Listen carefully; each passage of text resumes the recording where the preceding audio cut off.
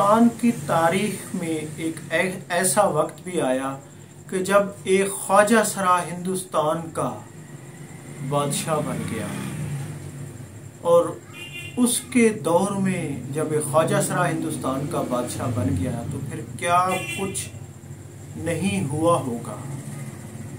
यकीनन ये वीडियो बहुत दिलचस्प है और तारीख़ के तालिब इल्मों के लिए, ख़ास तौर पे उनके नॉलेज में इजाफा के लिए है। अमूमन लोग हिंदुस्तान की तारीख़ में मोहम्मद शाह रंगीला का उन्होंने नाम सुना है कि जिसके दौर में बहुत ज़्यादा अयाशी थी, और फिर जो हिंदुस्तान का एक हीरा, कोहनूर हीरा नादिर शाह उसी से छीन कर या उसी से लेकर उसी को यानी हिंदुस्तान को शिकस्त देकर वो लेकर इंग्लैंड के यानी वो फिर इंग्लैंड पहुंचा था वो हीरा उसी के तवस्सुत से। तो नाजरीन, इसके मुकाबले में मोहम्मद शाह के मुकाबले में मोहम्मद शाह का दौर उसके मुकाबले में कुछ भी नहीं है। जी हाँ, अलाउद्दीन खिलजी जब हिंदुस्तान का बादशाह था तो उसकी हुकूमत के बाद उसका बेटा कुतुबुद्दीन मुबारक शाह हिंदुस्तान का बादशाह बना। तो नाजरीन, ये मुसलमान था, इसका क्योंकि वालिद भी मुसलमान था, लेकिन ये हमजिन्स परस्त था। इसे औरतों के बजाय इसे मर्दों में, लड़कों में ज्यादा रग़बत थी। नाजरीन, इसने उस दौर में ये बहुत शातिर था, बहुत चालाक था, होशियार था और ये बहुत ही मकरूह था। इसने उस दौर के तमाम हक गो, तमाम ईमानदार और जितने भी बड़े ताजिर थे, जो अहम लोग थे, जो इसके हुकूमत में रुकावट बन सकते थे क्योंकि ये नाअहल था, इन सब को इसने कत्ल करा दिया। फिर इसने एक काम ये किया कि उस दौर के जितने भी बाअसर लेकिन मकरूह लोग थे उनको इसने दौलत दे के अपने साथ मिलाया, यानी ये मुकमुका का महर था। तो नाजरीन, जब ये थोड़ा सा यानी मजबूत हुआ तो इसने फिर, क्योंकि ये बेसिकली ख्वाजा सराओं से भी रग़बत रखता था और फिर ये हमजिन्स परस्त था, तो नाजरीन इसे गुजरात का यानी कि एक ख्वाजा सरा, एक हिंदू लड़के से इसको इश्क हो गया, ये उस पर आशिक हो गया। तो नाजरीन ये उसे अपने पास ले आया, उसे महल में रखा और फिर उसको इसने मुशीर का, पहले मुशीर का, फिर इसे वजीर का दर्जा दे दिया, उसको ओहदा दे दिया। तो नाजरीन उसके बाद तारीख ने एक अजीब दौर देखा, क्योंकि ये उसका आशिक भी था, मशूक भी था बैक वक्त।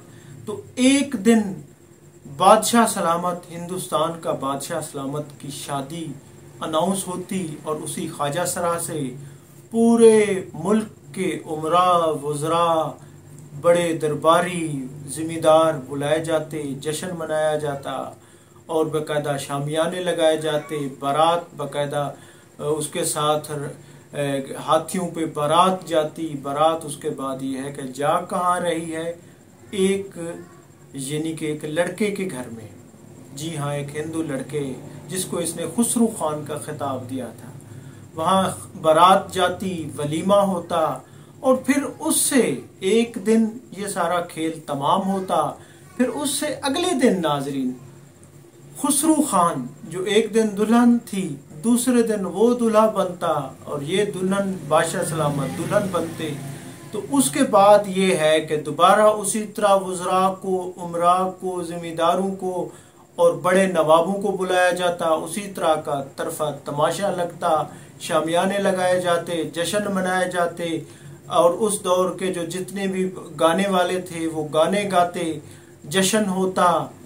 तो उसके बाद ये है कि खाने दावत ताम होती, दूसरे दिन बादशाह सलामत दुल्हन होती।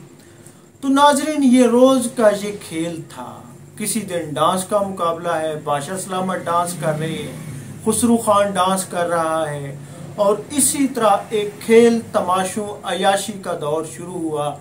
मुमलकत की जितने भी तवाइफें थीं, खास औरतें थीं, वो बासर हो गई, दरबार उनके तसल्लुत में आ गया और शरफा भागने लगे और उस बदअमनी आम हो गई। नाजरीन ये 1316 का ज़माना था। 1316 کو یعنی کہ قطب الدین مبارک شاہ یا قطب الدین خلجی بادشاہ بنا تھا 1316 کو. تو اس کے بعد محل میں کبھی یہ ننگا آ جاتا تو درباریوں کو کہتا کہ آپ بھی کپڑے اتار دیں. سارے مجبور ہو جاتے، وزراء سمیت ننگا دربار لگتا. کسی دن یہ پیشاب کر دیتا. تو ایک عجیب طوفان بدتمیزی برپا تھا. تاریخ دیکھ رہی تھی، رعایا لٹ رہی تھی، بھانڈوں کا دورہ تھا پورا. یعنی کہ یہ ہے کہ شرفا بھاگ گئے اور پھر بڑے جو اسلامی مفکر تھے وہ بھی اس دور میں چھپ گئے یا ان کو قتل کر دیا گیا. ناظرین، اس طرح کا دور کہ گجرات کاٹھیاواڑ کا جو ایک ہندو لڑکا امیر خسرو خان تھا، اس کا طوطی بول رہا تھا. ناظرین، وہ اتنی با اثر ہو گیا کہ اس نے پوری مملکت کو اپنے ہاتھ میں لے گیا اور جتنے بھی وزراء تھے اس کی مرضی سے یعنی کہ وہ لگائے جاتے، تعینات کیے جاتے. یہ دور یوں ہی جاری رہا اور اب تری جو ہندوستان پوری دنیا کے امیر ترین ریاستوں میں جس کا شمار ہوتا تھا، جب دولت اسی طرح بٹنے لگی تو ایستا ایستا اب تری پھیلنے لگی، غربت آنے لگی، مہنگائی بڑھنے لگی. کیونکہ بادشاہ اکثر زنان کپڑے دربار میں تو ایک تماشا طرف لگا ہوا تھا. کبھی بادشاہ خسرا بن کر آ جاتا اور زنانہ کپڑے پہن کر، زیورات پہن کر آتا اور درباریوں کو کہتا کہ میری تعریف کرو، اور وہ تعریف کرتے، تعریف کے ڈونگرے برسائے جاتے. تو ایک عجیب سا طوفان بدتمیزی تھا.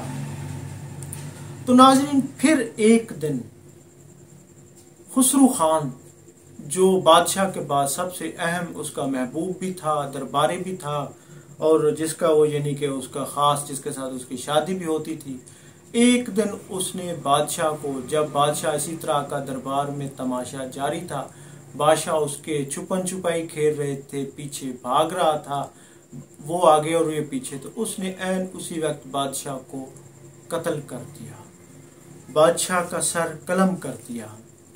تو ناظرین، بادشاہ کو قتل کرنے کے بعد اس نے محل کی بلکونی سے اس کا سر نیچے پھینک دیا اور اس کی لاش کی باقاعدہ بے حرمتی کی گئی، اور اس نے اعلان کیا کہ آج سے بادشاہ، ہندوستان کا بادشاہ خسرو خان ہے، جو ایک خواجہ سرا بھی تھا، اور وہ خواجہ سرا ہندوستان کا بادشاہ بن گیا. اور ناظرین، یہ واقعہ ہے 1320 کا، یعنی قطب الدین مبارک شاہ یا قطب الدین خلجی کی حکومت تقریباً 4 سال 4 ماہ رہی، 1316 سے 1320 تک.